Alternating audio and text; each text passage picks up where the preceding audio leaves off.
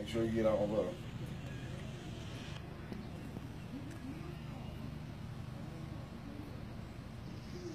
Okay. My name is Sarah Cusack, and I'm giving a speech for my speech class. We had to write a commemorative speech, and so I chose Janie, one of my favorite residents at my nursing home where I work. All right. We all become accustomed to certain things and people. They are such a steady, constant presence in our lives that we could never imagine it being any other way.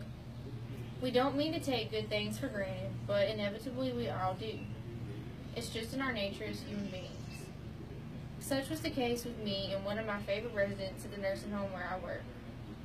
Janie died 6 months ago in November. Even now, if I'm into my usual work routine and not thinking too much, I'll walk into her old room and find myself surprised at seeing a different face lying in her bed. However, the memories and pieces of wisdom Janie left behind are too strong and beautiful to be stolen even by the sadness of death. She was one of the best people I've ever known. Janie put her family above everything, could find happiness in even the smallest things, and had a way of making everyone around her feel special. Miss Janie always told me that family was the most important thing, and she meant it. There was nothing she loved more than her children and grandchildren. In fact, loving her family was how she ended up at the nursing home in the first place. The day she arrived, she was alone. The following day was a different story. Her children and grandchildren showed up, and they were all in an uproar. Everyone was upset, each of them demanding to know who dared to put Granny or Mama into the nursing home, and each of them offering to take her home with them. Janie couldn't get a word in edgewise. Finally, she had enough and did something she didn't often do. She threw up her hands and yelled quiet as loudly as she could. The whole family immediately froze in shock. "Now listen to me," she began quietly. "No one put me here. I've been falling a lot lately, and you've all been having to help care for me. With your grandfather gone, I can't keep up a house by myself anymore. I decided to come here by myself, and I signed the papers by myself. Now everyone calm down and help me fix my room up pretty. I don't want to hear another word about it." There was some mild protesting after that, but not too much. Janie simply wouldn't allow it. We found her crying quietly later that evening after they had gone. She swore us to silence and said she'd be fine, that being away from home was just going to take a little getting used to. When we inquired as to why Janie didn't want to go home as family, she told us that her greatest fear was to be a burden. She wanted all of her grandchildren and children to do great things, and didn't want them to have the extra stress of having to care for her.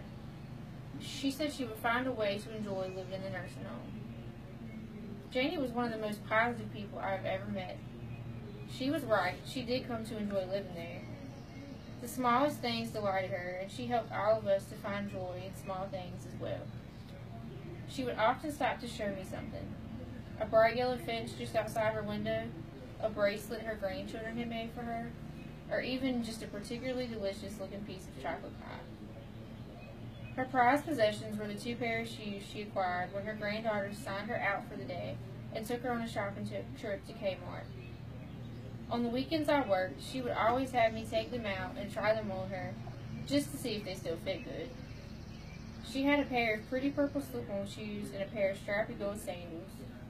I don't think she ever actually wore them outside, but each time she'd have me put them on her feet, she'd tell me about all the fun they'd had when they went to Kmart, the popcorn they'd eaten, and how her granddaughter had looked for an hour to find her size in the sandals.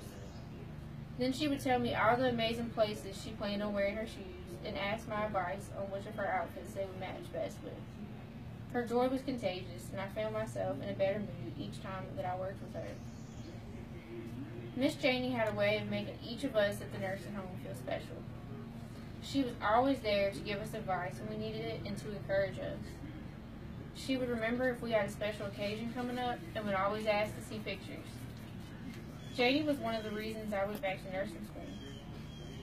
She told me to get a good education before I started a family, because that was very important these days, and that I was smart and sweet, and so therefore make an excellent nurse. When one of our aides had a baby, Janie got word of the girl's mother refusing to claim the baby as her granddaughter because it was of mixed race. That upset her a great deal, and she nearly worried herself sick over how hurt our aide was over it.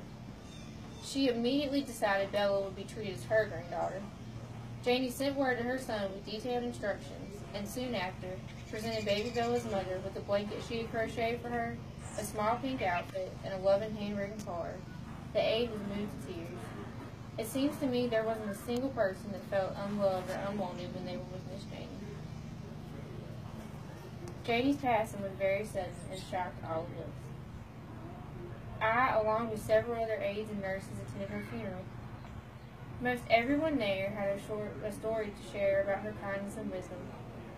By then, we had known her family so long, they felt like our family too. They felt the same way, and her son even had us sit with the immediate family, stating that his mother would have wanted that. My friend Sandy shared a story of the time she'd been upset and was wondering if she was a good enough mother. She asked Janie how she had managed to raise such fine, successful children. Miss Janie told her, "It'll be all right. Raising children is easy. You've just got to love them. Everything else works itself out." Although we were all devastated that she was gone, we all felt blessed to have known her. I think Sandy said it best. As we were turning to leave, she turned to me and said, "You know, Janie never won any big awards or wrote a best-selling book or anything. But when I die, I hope people can say the things about me that they said about her. She was one of the kindest, most loving people I've ever known, and she had a family that treasured her more than anything. She lived a good life. We should all take her example." Well, thank you guys for listening. Right.